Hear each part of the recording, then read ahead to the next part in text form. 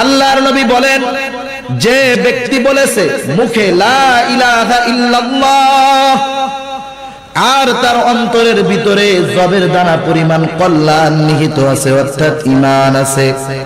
আল্লাহর নবী বলেন, এই জবের দানা পরিমাণ ঈমানের এত দাম, এত দাম, আল্লাহ রাব্বুল আলামিন এতটুকু ঈমানের বদৌলতে সে যদি জাহান্নামীও হয়, একটা সময় আল্লাহ তাআলা তাকে জান্নাত দিয়ে দিবে।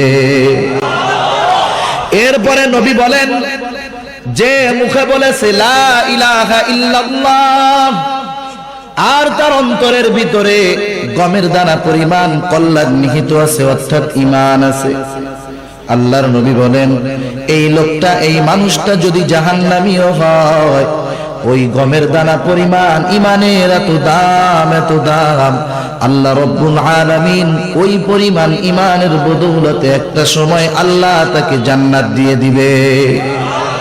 তারপরে আমার আপনার নবী বলেন, যে মুখে বলেছে লা ইলাহা ইল্লাল্লাহ আর তার অন্তরের ভিতরে অনুপরিমাণ কল্যাণ নিহিত আছে, অনুপরিমাণ ঈমান আছে। অনু কাকে বলা হয় সহজে বুঝেন।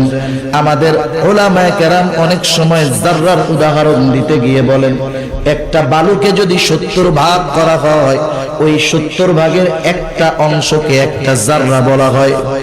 এই বিষয়টা, এই যাররা অথবা অণু এতটা সূক্ষ্ম যেটা খালি চোখে দেখা যায় না। কেউ যদি দেখতে চায়, অনুবীক্ষণ যন্ত্রের প্রয়োজন হয়, ওটা হাতে ধরা যায় না, দেখা যায় না। আল্লাহর নবী বলেন, এতটুকু পরিমাণ যদি কারো ঈমান থাকে, আল্লাহ রাব্বুল আলামিন ওই পরিমাণ ঈমানের বদৌলতে একটা সময় তাকে জাহান্নাম থেকে জান্নাতে আল্লাহ দিয়ে দিবে। এতটুকু ঈমানের বদৌলতে যেই জান্নাতটা পাবে, সেটা মৌলভীবাজার শহরের সমান। কি বলেন? আল্লাহর নবী বলেন, সবচাইতে ছোট জান্নাতের মালিক যে হবে, এই দুনিয়ার 10 গুণ, অর্থাৎ এরকম 10টা দুনিয়ার সমান একটা জান্নাতের মালিক হয়ে যাবে, সবচাইতে ছোট জান্নাতের মালিক। এখন বুঝতে হবে মা ও বোন, তোমাকে ঈমান আগে রক্ষা করতে হবে। ঈমানকে এত সহজে হারানো যাবে না। ঈমান যদি হারায় ফেলো, অল্পতে যদি হুঁশ হারায় ফেলো, জান্নাত হারায় ফেলবে।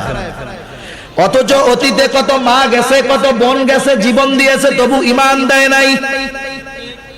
ফেরাউনের একজন দাসী ছিল, দাসী ঈমান নসিব হয়ে গেছে, আল্লাহ তাআলার প্রতি বিশ্বাস স্থাপন করে ফেলছে।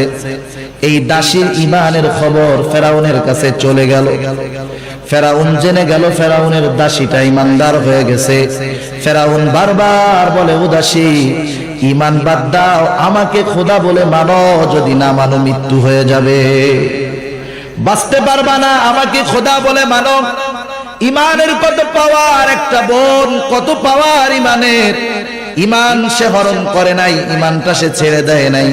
বলে, ঈমান ছাড়বি না, দেখ তোর কি করি। এইবার ফেরাউনের